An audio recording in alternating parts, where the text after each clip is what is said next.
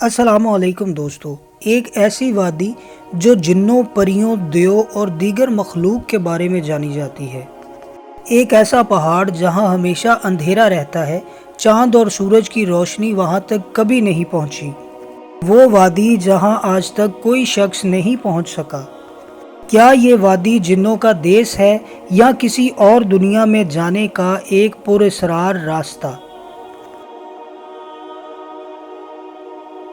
کوہ کاف کا نام ذہن میں آتے ہی کوئی عربی کہانیاں ذہن میں جاگ اٹھتی ہیں۔ ایسی کہانیاں جو بادشاہوں کی نرم و نازک شہزادیوں سے لے کر جنوں اور پریوں کے زیر قبضہ ہیبت ناک قلعوں اور طلسم سے جڑی ہوتی ہیں۔ ایسی کہانیوں کا مرکز عام طور پر یہ ہوتا ہے کہ کسی ملک کے بادشاہ کی ایک خوبصورت شہزادی کو کسی جن یا دیو نے اغوا کیا اور کوہ کاف میں لے جا کر اس کو قید کر دیا۔ اس طرح کی کہانیاں ہندوستان، ایران اور عرب علاقوں کی مشہور روایتوں اور کتابوں میں اہم مقام رکھتی ہیں۔ تحریری شکل میں ہونے کے باوجود یہ روایتیں سینہ بہ سینہ بھی منتقل ہوئی ہیں۔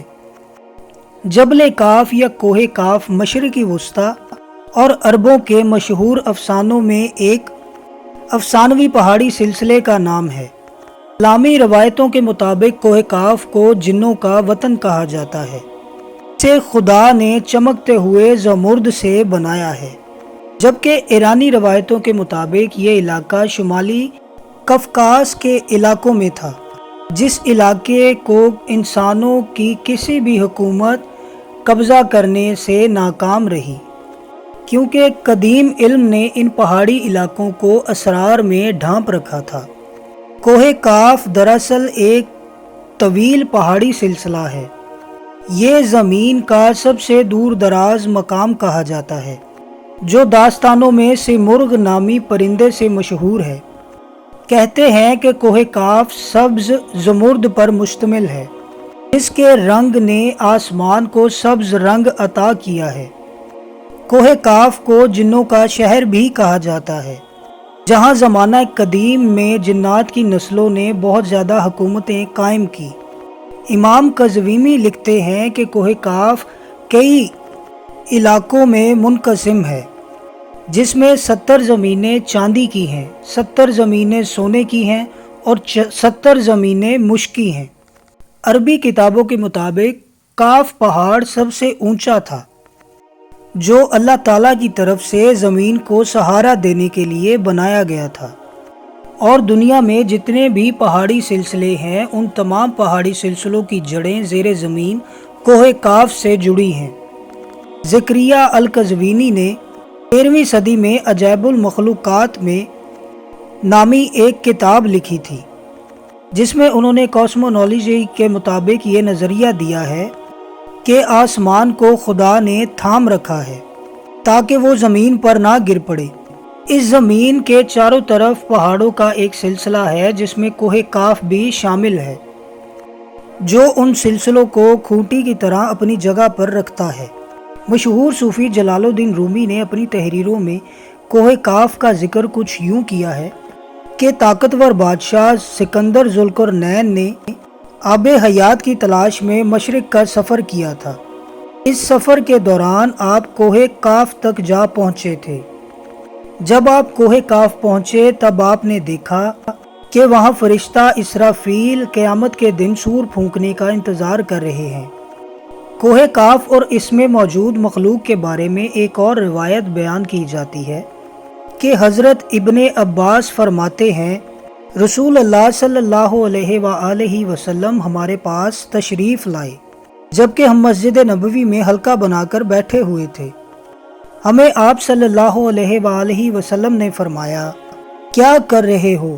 ہم نے عرض کیا، یا رسول اللہ، ہم سورج کے متعلق غور کر رہے ہیں کہ وہ کیسے طلوع ہوتا ہے اور کیسے غروب ہوتا ہے۔ فرمایا، تم نے اچھا کیا، ایسے مخلوق پر فکر کرو، خالق پر فکر مت کرنا۔ تم اس سے تعجب کرو کہ کوہ کاف سے آگے 7 سمندر ہیں، ہر سمندر 500 سال سفر کرنے کے برابر طویل ہے، اور اس کے آگے 7 زمینیں بھی ہیں جن کا نور ان کے باسیوں کے لیے چمکتا ہے۔ اس کوہ کاف کے آگے 70,000 مخلوقیں ہیں جو اڑتی ہیں، اور ان کو پرندوں کی شکل میں پیدا کیا گیا ہے۔ ان کا کھانا بھی ہوا ہے اور ان کا پینا بھی ہوا ہے، ان کا لباس بھی ہوا ہے اور ان کے برتن بھی ہوا کے ہیں۔ وہ یہ نہیں جانتے کہ اللہ تعالیٰ نے حضرت آدم علیہ السلام کو پیدا کیا ہے، اور نہ ابلیس کو جانتے ہیں۔ اللہ نے کوہ کاف کو دنیا کے گرد تخلیق کیا ہے۔ یہ تمام دنیا اس پہاڑ کے گرد ایسے موجود ہے جیسے ایک انگلی میں انگوٹھی۔ کوئی انسان وہاں پہنچ نہیں سکتا ہے، کیونکہ وہاں پہنچنے کے لیے 4 مہینے اندھیرے سے گزرنا پڑے گا۔